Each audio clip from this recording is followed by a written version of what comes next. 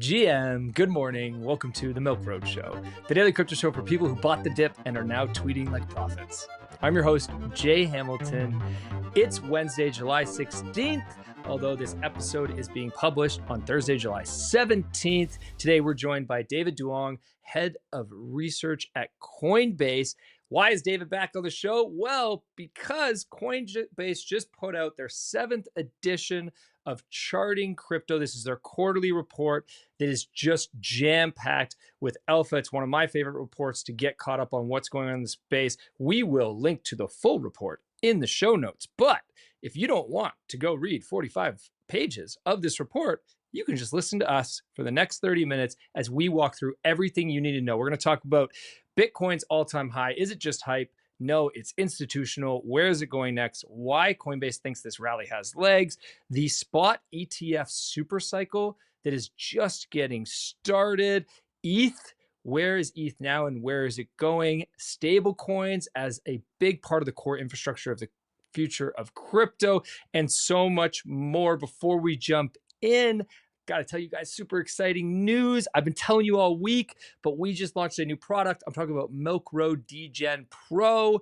This is our premium membership to get you into the trenches, the crypto casino. If you want to take a shot at a 100x or a 1000x and you have no idea where to put that bet, then you should check this product out. Hit the link in the show notes, 20% off this week only to celebrate the launch. Today's episode is brought to you by Ledn. Get cash without selling your Bitcoin. It's also brought to you by Definitive, the multi-chain trading terminal trusted by funds, DAOs, and whales. Without further ado, David, welcome back to the Milk Road Show. Thanks for having me, Jay. Always a pleasure. Let's start with, you put out this report. You put it out every quarter. One of the things that you always do that I love is you give a intro, an editor's note or a summary at the beginning of the report. Give us the high level overview of Q2 2025. Sure, I'd be happy to. So overall, I would say that we are constructive on crypto markets. Our thesis for most of the year had been that we would see the low in prices sometime in the first half of 2025, and then we would see new all-time highs being made in the second half of the year.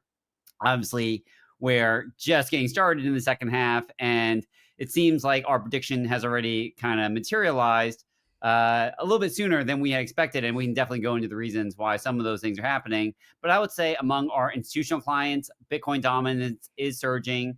We are still bullish on Bitcoin, but I think that increasingly more and more people are looking to some of the altcoins. It's not quite an alt season per se, but definitely some of the higher cap names are getting more attention at the moment. We're seeing that the cost to build on-chain is no longer a barrier, but is becoming more of a catalyst in our space. And I think that at the moment, what's happening on the regulatory side is definitely giving things a boost. In your market overview in this, you talked about the factors that would change your view as you look ahead to Q3. What are the factors that you're paying attention the most that could make a shift in the next quarter? Yeah, I think that on the macro side of things, certainly if we see additional liquidity being injected into our markets, that would be a huge positive. Some of that can come from the fiscal. We've already gotten the One Big Beautiful Bill Act, for example, which I think over the medium to long term should mean more liquidity flowing into risk markets in general. There is, of course, a bit of a caveat around that, just in case we see that now with a higher debt ceiling limit, there could be the potential for the U.S. Treasury to actually rebuild its TGA balance, for example. I think it's currently around $300 billion. If that kind of goes up, they borrow more to rebuild it. Certainly, that would actually have the perverse effect of actually sucking liquidity out of the market. But I think the other thing too is... Can I just double tap on that quickly? Because Sure. It seems like that's happening, but that's short term. Is That's the timeline very on that? short-term. Like, Yes. when is that? That's happening right now and likely to happen for the next few weeks, the next few months? No, I think it's a very short-term development. I mean, typically, like the TJ balance should be somewhere between like 800 billion to maybe $1 trillion. They're at 300 at the moment. So I would say like once they borrow enough to kind of refill some of that, then we should see that risk probably gets moved to the background. But I would be paying attention to what's going to happen to the U.S. Treasury yield curve as well, because if Mhm. there is steepening in the Treasury curve, I think that there is a risk that actually that could be painful for businesses, individuals to borrow mortgages, for example. At the same time, I think that we need to think about what the Federal Reserve is going to do, because I still believe that they're going to deliver on those two cuts that had been priced in earlier in the year. Probability of that we've been seeing in the futures market has been Going way declining. down. Yeah. But I still believe that from the Fed's perspective, what they care about are real rates, not nominal rates. And I believe in the disinflationary trend on inflation. So ultimately, that will force the Fed to deliver on those cuts. Like, I don't think the next move coming from the Fed is going to be a hike. It's going to be a cut. It's just a matter of when. Yeah, it seems like, I mean, almost 0% chance we get it in July at this point. And even, I think even less than, I haven't looked at the updated numbers, and I know we got CPI just yesterday, and it looks like even September has gone below 50%, I believe. I don't know if you have updated numbers on your end. No, it's the probability has been dropping. I mean, at the start of the year, it was like 100% or close to 100%, and it's been dropping since. And of course, some of that was tariffs, people concerned about the price impact of tariffs. And I think from the macro perspective, that's not wrong per se, because there's this effect of inflation expectations becoming realized and that being a major concern. But ultimately, when you're talking about inflation, what you care about is aggregate supply and aggregate demand. You're not talking about one-off shocks. And I still think that even like with everything that we've seen over the last 2 months, like the impact of trade on the downside would be more towards aggregate demand lower. And if that's the case, that's a disinflationary trend. Mm-hmm. Okay, let's. I feel like you and I, whenever I get you on the show, I always just want to go deep into macro because you're so knowledgeable on macro. But I'm gonna stick keep us in the crypto on chain world. And so I want to talk about one of the themes you brought up at the beginning. Bitcoin dominance continues to climb. Let me pull up the a chart on the performance of Bitcoin and other assets. Walk us through this performance recap and what you're seeing, and maybe let's talk a little bit about what you expect for the rest of the year around, is Bitcoin dominance peaked or does it still continue to climb? Yeah, Bitcoin dominance is surging. We're currently around 63%.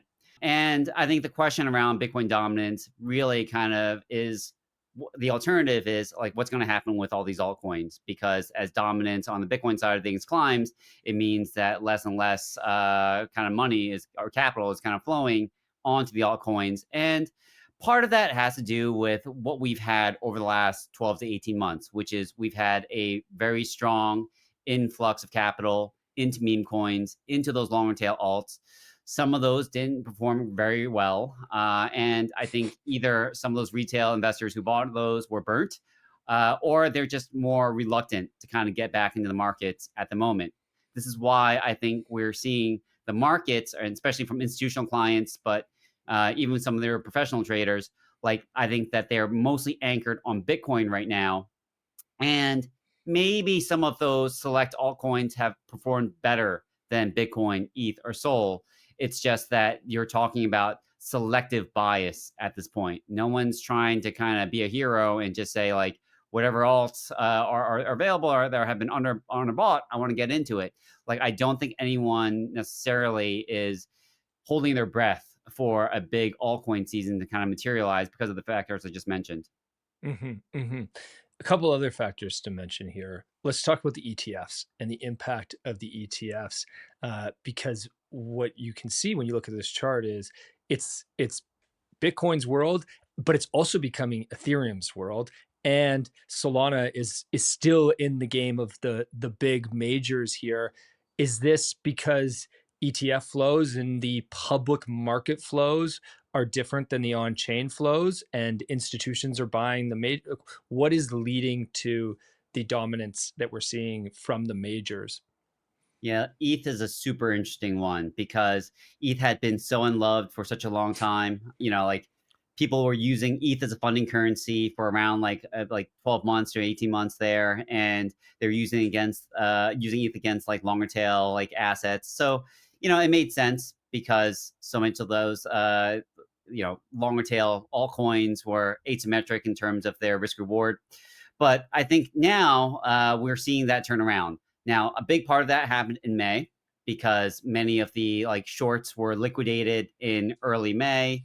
I think that you can kind of see that in one of the charts that we have. Previously, I think Ethereum had actually seen probably like around 400, 500 million in like monthly short liquidations. In May alone, that was somewhere to around like 800 and 900 million. So it was a very, very big move. And as a result, the liquidations kind of forced a lot of short positions to get squeezed. There was regrossing. I think that this has also limited the amount of people using ETH as a funding currency against other positions now. We're also seeing that, yes, as you mentioned, like ETF inflows have actually been there. They've been very, very supportive on the ETH side of things. I think we saw somewhere around like $1.7 billion worth of net inflows in Q2. The only thing I would want to mention about that is a lot of that is still kind of paired against short positions in CME futures because there are a lot of institutions who utilize the ETFs as a way to play the basis trade. And for anyone who's not aware, the basis trade is being long spot and being short the futures. So I think that also accounts for some of the moves that we've seen. So let's take a look at, you guys have a couple great charts here that tracks the performance in past cycles of Bitcoin and then ETH. Walk us through, I love this chart and the way it maps out the cycles. Walk us through where we are now, how you compare to historical cycles, and maybe if that gives us any indication of a trend that we can expect for the rest of this year. Yeah, what's been interesting is so we've kind of mapped out 4 different cycles in Bitcoin. And up until probably end of Q4, early Q1 2025, this cycle, which started back in 2022, seemed to map pretty well to the 2015-2018 cycle. And we don't measure these cycles from peak to trough, by the way, or trough to peak. We actually kind of measure it after that peak kind of starts to come back. So, like looking at this, what's interesting is that Q1, that's when we started deviating from the previous cycle that we had been tracking. Now, if you're looking at the price, just in terms, absolute terms, you're saying like, yeah, but look at where Bitcoin is because we've seen like all-time highs get hit again. We've seen it kind of breach that 120,000 level. So even though like we're not following this meteoric rise, like this gap higher, like we're still trending very well as far as Bitcoin. I think we have every opportunity to converge back to that. But this constantly raises the question of like, are we seeing a difference from previous cycles? Because we have different demand drivers inside of Bitcoin. Things are changing. Capital market assumptions around Bitcoin are changing. I think that we'll absolutely know, like probably only ex post, whether we're still kind of following these same demand supply cycles due to the changes in the halving, other things. But for the time being, I'm still very optimistic about the prospects for Bitcoin. Mm-hmm. The other thing that stands out to me in this chart is the timing. Typically, in past cycles, or at least in the 2015 cycle and the 2022 cycle, we would have peaked by now. The 2018 cycle peaked a little bit later than we are right now. We're about 32 months into this cycle. A lot of people talking about this being an extended cycle at different timing. What's your thoughts on that? I think that's a really good point, in part because we now have different sources of demand. Corporate treasuries represent one of those. I think that, we're seeing, of course, a lot of people take a page out of the Michael Saylor playbook. And, a question we get asked a lot is like, well, who's buying those corporate treasury vehicles, for example? Like what's the demand for it? I think that it's from different sources. Certainly, I think if you're talking about companies that are getting in on the ground floor when it's in an MNAV of 1, I think that the fact that many of these can trade in a multiple of MNAVs of like 2, 5, 10, I think that that's part of the reason there that we're seeing more demand for those. But also, there are entities out there that still can't get access to the real thing. Either they're a foreigner who basically can't buy like things like the BlackRock ETF or other like ETFs. Maybe they're unable to like get exposure to the real thing. They can't even get access to the ETFs. So they tend to use some of these corporate treasury vehicles as a proxy for Bitcoin or for now even other assets, ETH, Sol. We're seeing that there are corporate treasury vehicles for like, XRP and Tau, like which is BitTensor's token, even Hyperliquid. So I think that we are seeing more of that demand coming from those business sources, beyond the fact that, of course, you have the ETFs, you have like growth of institutions who are buying those. You also have more sovereign demand sources. So I think that this is a big part of the change in the current cycle. Selling your Bitcoin should be a last resort when you need cash. That's why there's Ledn, the trusted platform for Bitcoin-backed loans. You can unlock cash in as little as 18 hours with no monthly interest payments and no prepayment penalties. They've issued over $9 billion in loans and never lost a single Satoshi of client funds, even during the chaos of 2022. If you're a long-term hodler, this is the move. Get liquidity without selling at milkroad.com/Ledn, spelled Ledn. In traditional finance, whales use the Bloomberg terminal. In crypto, they use Definitive, the trading terminal built by Coinbase alumni, which lets you trade across every major chain out there. Definitive's combination of low fees and advanced order types like limit, stop loss, and take profit make it one of the best on-chain trading experiences there is. The kicker, Milk Road listeners trade free on their first 25,000 in volume. Visit milkroad.com/definitive and start trading like a pro today. How much room does this corporate treasury trend have to run? Is this a narrative in the moment? I mean, it's all anyone is talking about right now. Like it is every show it gets brought up. I can't get around it in any possible way. And I get it. Like you said, it does give access. Public markets have way bigger pipelines than, buying on chain, which a lot of institutions can't do. And then even a lot of humans don't know how to do or don't want to go take the time to learn how to do. Shout out to Coinbase, go get a Coinbase wallet and you can figure it out yourself. But where are we? Like, are we at the beginning of this corporate treasury strategy? Walk us through like where you think we are and how much bigger this trend could get. Yeah, I think this is the beginning of this trend. And you got to remember why this happened in the first place. I mean, yes, we had like Michael Saylor bang the drum on this. And certainly the performance of MicroStrategy actually, I think, raised a lot of like eyebrows about this because MicroStrategy was actually outperforming the Mag 7 for quite some time. I think that even right now, if you look at pull up a chart, you can see that. But I think for the most part, what's really important about it is that FASB, so I think that stands for the Financial Accounting Standards Board, also didn't make the rule changes until December 2024. That rule change into US GAAP rules finally allowed corporate treasuries to actually include crypto on their balance sheet, and they were allowed to put it as not as intangible assets that you can only write down, but as assets that you can mark to market. And that matters because previously, if you're a company that had crypto on the balance sheet, you said, well, like if it raises, like if the price goes up, I can't mark to market on my balance sheet. I can't say that the price went up. I can only write it if it went down. So because of that rule changed, it effectively allowed more of these corporate treasury vehicles to exist. But also, I think that we're seeing that we're moving away from those people who are just buying Bitcoin, for example, to buying other stuff.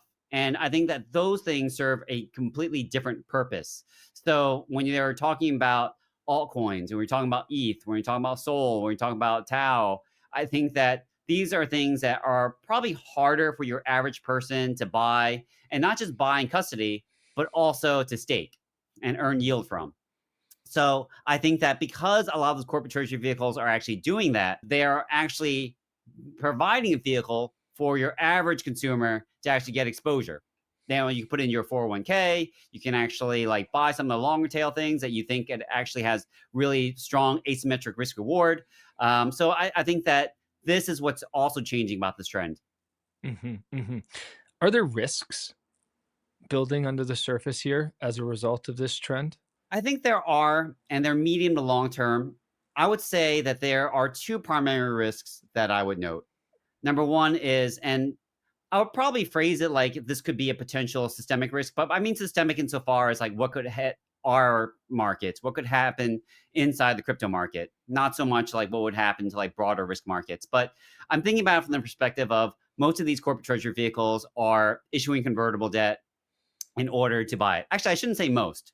There's actually just probably 10 or so who are doing this. There's about less than 50 of these real corporate treasury vehicles who have employed real financial engineering to do this. So if you look at, some sources, they say there was like 200 companies, public companies that have crypto on the balance sheet, but like, they're Bitcoin miners. There's there are companies that like they're the primary like Their business role is isn't yeah holding crypto. Yeah, it's not the yeah they're treasury strategy.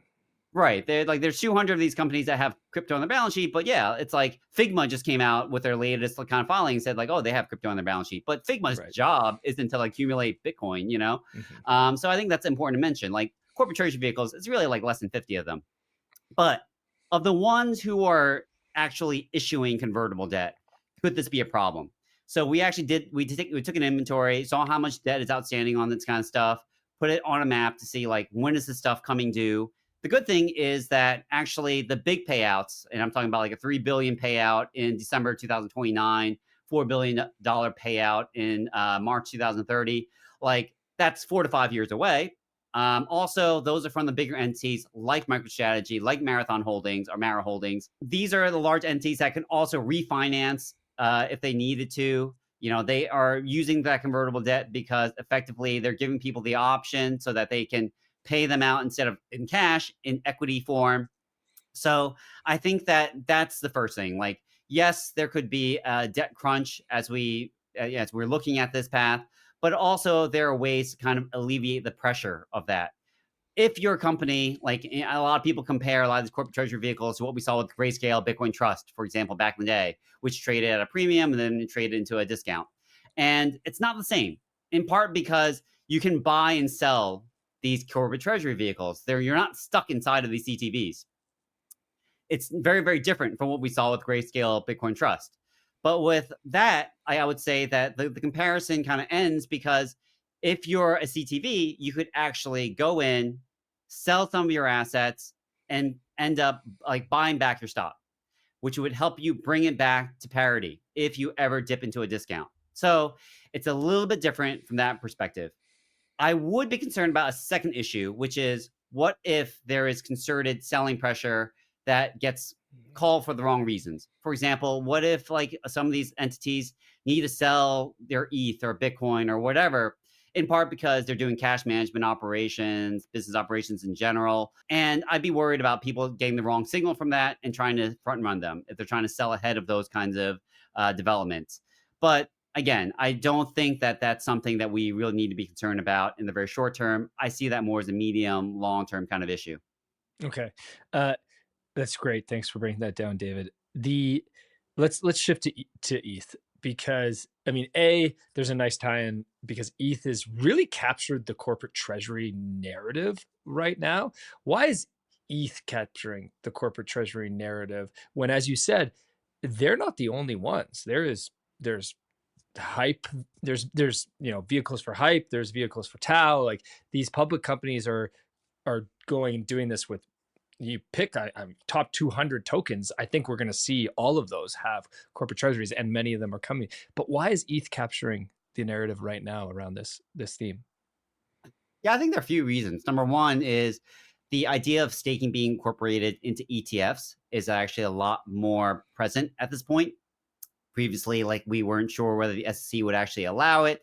I think that the idea of that has since passed. I think it's very likely now to see staking actually get incorporated, but there's going to be some need to actually have a liquidity sleeve if you're talking about those ETFs, right? Like not 100% of those things can be staked in a way where if you're talking about these corporate treasury vehicles, they can. So they can actually offer a bit more efficiency when it comes to actually staking, offering those rewards back to the end user. Also, I think that it's been an opportune time because the ETH price had actually been suppressed for so long. A lot of people are looking at Bitcoin hitting all-time highs, and they're saying, well, why not these other assets? Why not ETH? When we're talking about all these stable coins, tokenized equity products kind of making their way on chain, like ETH is a great proxy for that. So I think thematically, this is also capturing the zeitgeist very well, especially when you're seeing things like Circle kind of having their IPO moments and actually doing very well. I mean, the tokenization theme and the equitization of tokens, I mean, they're part and parcel of the same kind of like theme in a lot of ways. And I think that Ethereum has been utilized by many people as the best way to express that. Hmm. Yeah, I heard Tom Lee say that the Circle IPO is the Chat GPT moment for crypto, which I thought was very interesting because it feels like there is renewed energy for all the all the L1s, everything but Bitcoin. And a lot of that is coming from Wall Street and coming from institutions who all of a sudden saw Circle's IPO and were like, okay, wait, whoa, what's going on here? Like we can't miss that again. We need to pay attention. And as you said, okay, where are most stable coins? They're on Ethereum. So there's a pretty easy connection. And Ethereum's always been all these smart contract blockchains are difficult to understand. Like for an average financial investor and somebody working in one of these institutions, like they got to go down a deep rabbit hole to get this. But now it feels like they can understand this in more simple ways. Let's dive into Ethereum for a second here, because it is, you and I were talking before recording. It's like we can't not talk about ETH right now. Here's the chart, same chart we're looking at for Bitcoin above, the chart of Ethereum mapped out over previous cycles, where we are, and walk us through this and what you see and where you think we might go. Yeah, so this chart is kind of showing what I was saying earlier, which is we've seen this pretty large divergence of ETH away from previous cycles. Like up until about a year ago, we had been more closely tracking the 2018 to 2022 cycle, but that changed in part because activity changed, right? Like if you're looking at indices of crypto adoption, for example, or blockchain adoption, i.e., like the people who are actually actively working on this stuff, you saw that Solana started to capture a lot more of the mind share. Now, some people can be very glib about that and say, like, oh, well, that was all like meme coins. And they're not wrong. Like, meme coins were a big part of that because a lot of people kind of got off Ethereum and saw that, like, you had this faster, cheaper chain that had all its activity kind of building up. Like Pump.Fund launched in January 2024, for example. So right around the time this chart started to diverge. So I think that those things definitely factor in. But right now, I don't think people are focused on the developments that are happening in terms of, hey, what are the upgrades that are going to be taking place? Like, is it going to be EIP 9698 versus Alpenglow and Solana? Like, I think people are strictly talking about, hey, where are tokenized equities going to live? What is the world in the future going to be like? And I think that definitely as real world assets become the topic that everyone wants to discuss, particularly among institutions, I think they are constantly turning back to Ethereum and saying, like, this is where people are going to build. This is where like things are going to go. So where is ETH headed next? Is a new narrative emerging for Ethereum that can give it legs throughout the rest of this cycle? And the ETH Bitcoin chart has just been a very sad chart to look at for Ethereum holders for a while. Past few weeks, all of a sudden that's changing direction. We talked a little about Bitcoin dominance earlier. Can Ethereum start to catch up now? Or do you think that Bitcoin dominance continues for the short term? How do you see that playing out?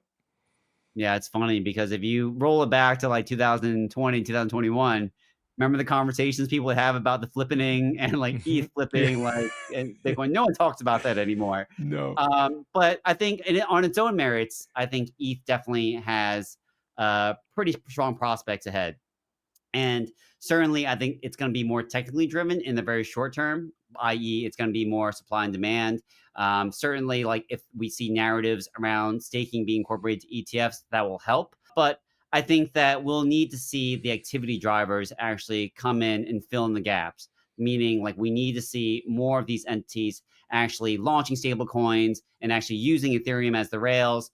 more real world assets kind of making its way to Ethereum. And I absolutely think that could happen. Solana, by the way, I don't think is going to try to be content with playing second fiddle. I think that you've already seen that they have like the Solana attestation service. They put out a white paper saying why like some of these tokenized securities should live on Solana instead. But I absolutely think that that tends to be kind of a false dichotomy in a lot of ways. I think that they can probably live on both chains, and like activity can actually can find a way to kind of be like on both Ethereum and Solana. But certainly, it's going to add to that competition. Let's chat a little bit about the on-chain economics for L2s, because that has also been, when we talk about Ethereum, one of the biggest challenges with Ethereum was the economics in order to build, the cost of the fees. What are you seeing when you look at the on-chain economics and break that down, the fees and the transactions that are happening between ETH and L2s? So this has been a story for some time now. In fact, many people attribute the L2s to the reason why we started to see like ETH start to underperform other L1s, or L1 tokens, I should say. I think that's more of a red herring, to be honest with you. Like, I think one of the good things this chart shows is that we didn't see activity on Ethereum L1 really kind of drop off. It's just that the growth of activity happened to be more on the L2 side of things. Once upon a time, that was Arbitrum and Optimism. Base has since really taken the lion's share of that. And I think that we're continuing to see that developments on this side in terms of trying to get new users on chain actually has really, really helped. Now, of course, like someone could argue, well, yeah, but isn't ultimately like the end goal of most of these kind of chains to kind of trade tokens? And yes, I think that like DeFi is one big part of that. And even there, like many of the DeFi incumbents have kind of moved on to L2s, or is now capturing most of the liquidity on those L2s. I think as those layer twos also start to solve the fragmentation problems in terms of trying to be able to get from one L2 to another, being able to like kind of pick up assets from other chains like Solana, being able to be bridged over onto Ethereum and vice versa. I think that some of those issues will also start to be relaxed, but many people much smarter than myself are currently at work on those.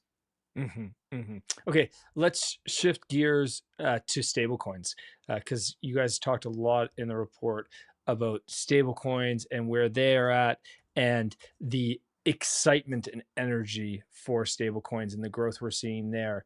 What's your outlook on stablecoins and the impact that you think that is going to have in the quarter ahead? Yeah, this is super interesting because institutional capital has been anchored on stablecoins. And I think total supply is now at an all time high of around like $232 billion.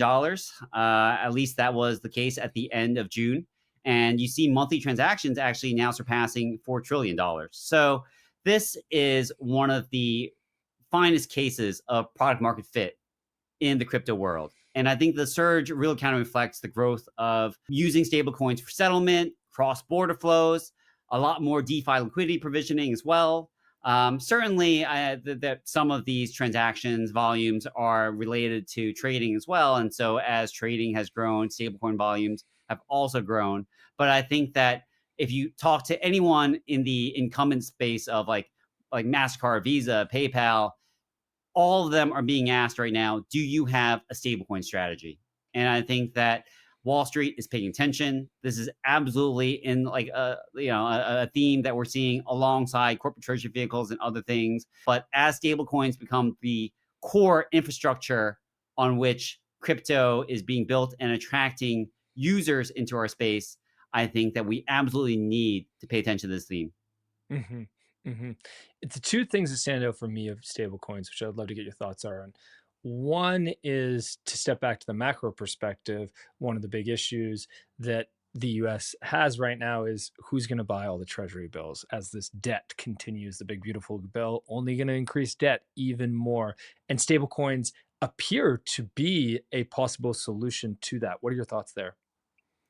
I think that's right. Certainly, we've seen that stablecoin issuers are now one of the top 10 buyers of US treasuries. And I'm not saying anything new to your listeners. I'm sure they've heard that thrown around. Like you see people on Capitol Hill like actually talking about this. Paul Ryan, who was the former Speaker of the House, famously kind of mentioned this last year.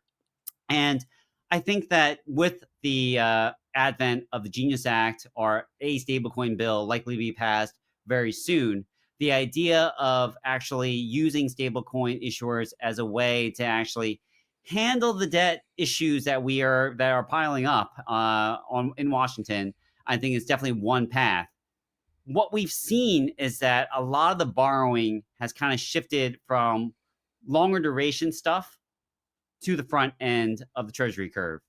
And the challenge of actually trying to extend duration back towards the other direction actually increases the debt burden, increases the interest costs. And many of the stablecoin issuers themselves tend to buy those T-bills. They tend to buy the front end of that curve. So I think that there is a way where we see that stablecoin issuers could actually fit in to what's happening in terms of the debt concerns that we have.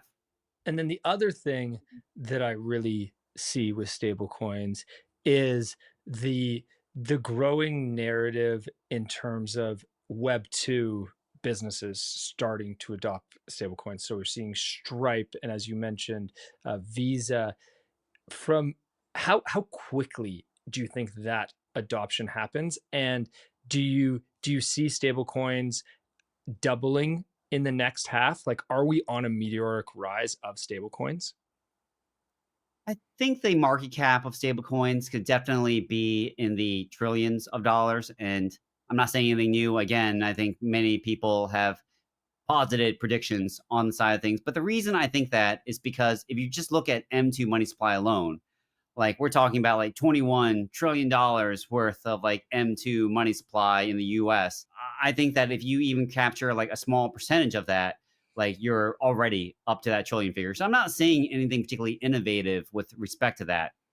But I think that the growth of stablecoins being used in our everyday lives in terms of people using stablecoins to pay for things online, pay for things like like on Amazon or other things. And I'm not saying that those entities will actually be able to have their own stablecoin depending on how the Genius Act kind of shakes out. But I think just being utilized for those things, it's going to be massive. We see that the cost to merchants, cost to people who are using traditional rails to actually send money back and forth between different countries, remittances, it's somewhere between 4% to 6.5%. Whereas with stablecoins, you're talking about like 10 bips to 50 bips. So it's Look at that massively difference. keeping that That's out. insane. That is It's an insane. insane difference. Yeah. Absolutely. And these things are instantaneous. We're talking about atomic settlement. You're not required to have multiple entities. I mean, this partly adds to the cost, right? Like this is why things cost so much, because you have like banks and correspondent banks and entities in the middle all passing money along, and they're all moving ledgers, and they all need to get paid for those services instead of just being on chain. And this is one of the reasons why people in the in the crypto world are so bullish this theme, and we've been bullish for a very long time. But what's interesting is that now a lot of the incumbents are starting to recognize it as well. Mm-hmm. Mm-hmm. Okay, I want to wrap up with a few slides that came from some of your partners in this report. One of them from Bitwise, who we have on the show all the time, and they pointed out a very interesting stat around the BTC supply of mining supply versus ETP or ETF purchases. Walk us through this chart because it's very interesting. Yeah, I think that this is one of those stealth themes that have gone under the radar. But if you look at the ETFs have actually claimed probably like I think they wrote 225% of all the newly mined Bitcoin that are out there. Like, i.e., like the net new Bitcoin that are being mined, like have like more demand for them than they've had at any point in the past. So I think that this is what I mean when I'm talking about there are new demand drivers for Bitcoin that were not there previously. I think like between the ETFs and corporate treasury vehicles, I think this is what's been putting a lot of crypto assets, mainly Bitcoin, in very good standing. Okay, the other one I want to chat about is AI. We haven't talked a ton about AI recently. I won't deny it. At least crypto AI. I talk about AI every day. I think everybody does now. But crypto AI, it had the narrative, and then it really was a bubble. It was a big bubble that popped at the end of last year, early 2025. What's your outlook for crypto AI? Yeah, when it happened back in November of last year, and it had a short 2-3 month kind of window where it did very well. I mean, our argument was that we felt this is a big theme that was going to take years to play out. And the initial kind of players in the space that people were buying, I think you had to be selective about it, but we weren't necessarily that sure about it. We were kind of saying, actually, like in 1 and 2 years' time, we'll find out who the real winners are going to be as this kind of develops. But the technology that was being developed at that time, even right now, I would say that it was fairly untested. It really wasn't making like optimal use of what we believe AI could do in conjunction with crypto. That's starting to change. We are starting to see much like bigger AI agents kind of really develop in the space. I still think it's important having an AI agent who would be able to plug into different APIs, look at the news, look at like a new like corporate like balance sheet as it kind of like gets reported put to the SEC and immediately kind of react to it because they're going to be on chain. But I still think that the big use case for this is probably a year away, maybe 2 years away. So I think this is still an important theme. And this is why people are tracking it right now. Grayscale is definitely like trying to get in on the ground floor of it. But I think that it's very much like a lot of the other ones that have had product market fit in our space, like DeepIn and other sectors. Like I absolutely think it's important. I absolutely think it's going to be like transformative for the crypto space. But finding the demand for it probably is going to take some time. Hmm. Hmm. Yeah, the thing I can't figure out is so.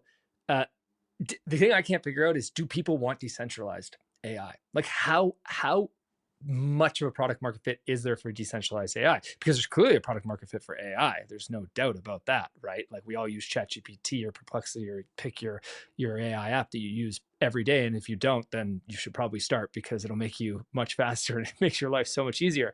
But there is the obvious problem with that is we're giving all of our data to these just more, it's like web 2 all over again, right? Like we're trying to get to decentralization, but I can't figure out if the market really cares about decentralization, because there is decentralized AI out there, but they don't have very much usage. Like nobody's really using them. So I don't know, like it feels to me like it's still years away is my view. I don't know what your thoughts are on like actual market demand for these products.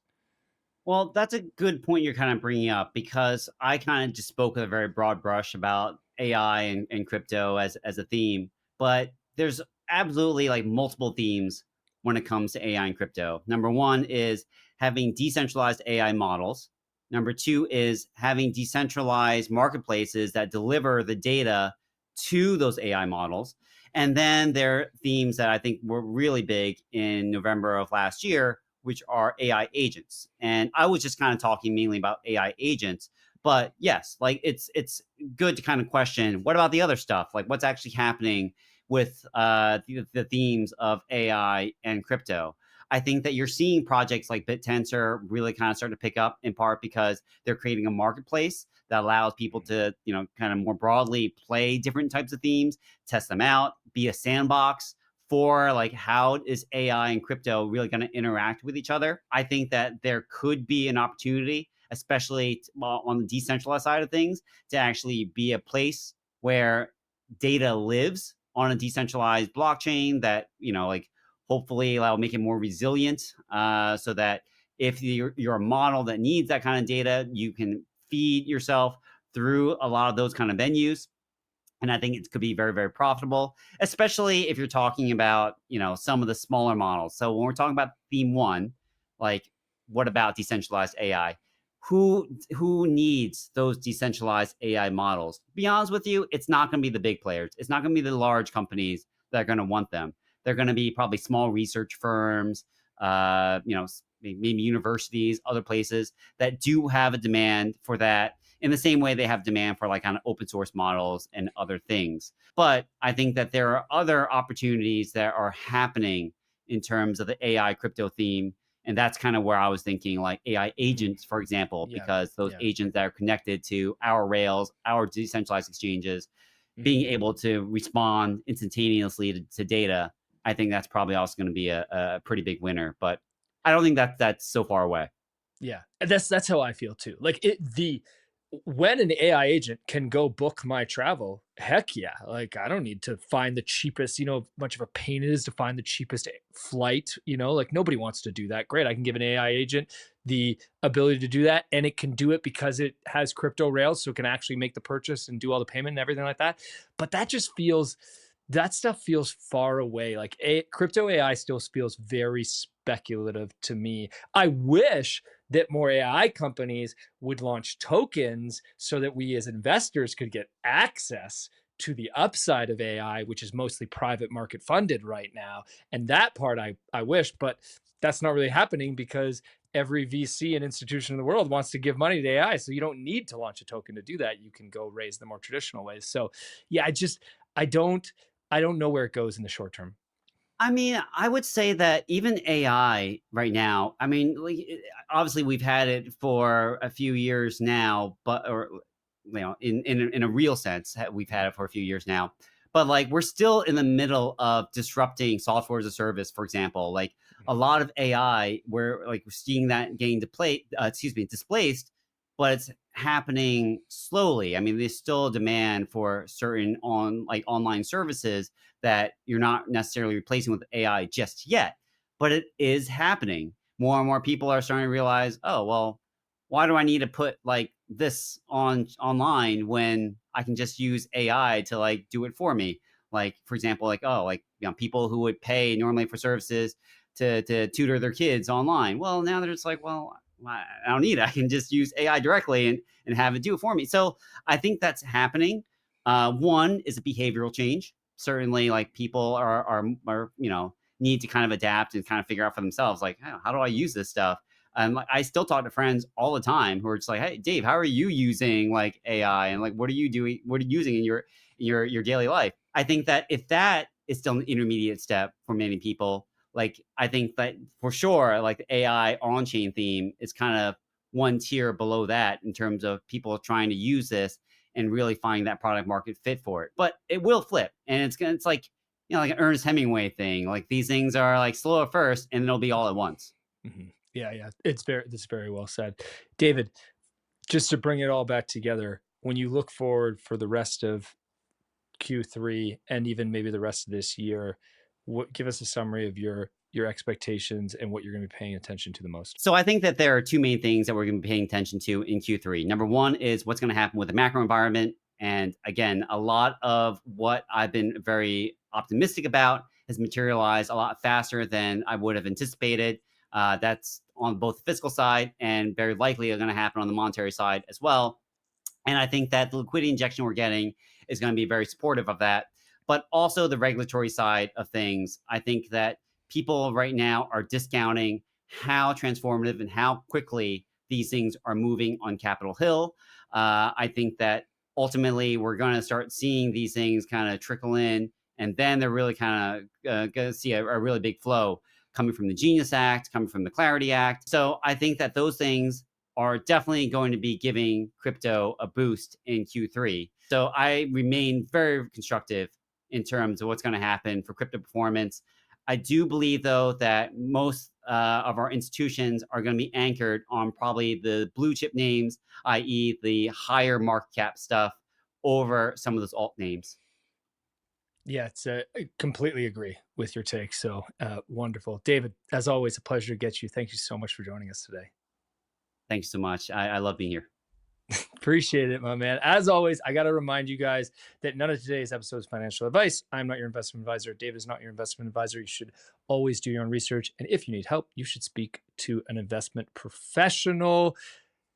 Thanks so much for joining in, everybody. Have a wicked awesome day. We'll see you back again tomorrow. And finally, I've got to give a shout out to our partners over at Nexo have just partnered with the DP World Tour, one of the leading golf tournaments in the world, 45 tournaments across 4 continents, and they're going to have the Nexo Championship debuting this August in Scotland. So keep an eye out for that, because this is one of those things that feels very marketing talk, but I get super excited because when you think about sports and the crossover with the attention that it has and how many leading global brands are sponsoring massive sports tournaments, it's pretty exciting to see crypto brands sponsoring large sports tournaments as well. So hat tip to Nexo. Way to go, guys. Thanks as always for doing what you guys do in the space. Thanks for tuning in, y'all. Have a wicked awesome day. We'll see you back again tomorrow. As always, if you liked today's episode, please hit subscribe and make sure you follow us so you don't miss out on the next one. There's also a link in the description to our free 5-minute daily newsletter where we simplify crypto for you while making you laugh. And if you're willing to step up your crypto investing game, we're going to also leave a link for Milk Road Pro. You get access to our portfolio where you can see exactly what we are buying. This is your #1 resource to help you invest successfully in crypto. One final note, this show is for educational purposes only, and nothing we say is financial advice. Investing in crypto or any asset is risky, and you should never invest more than you can afford to lose. Thanks so much for listening in, my friends. Have a wicked awesome day.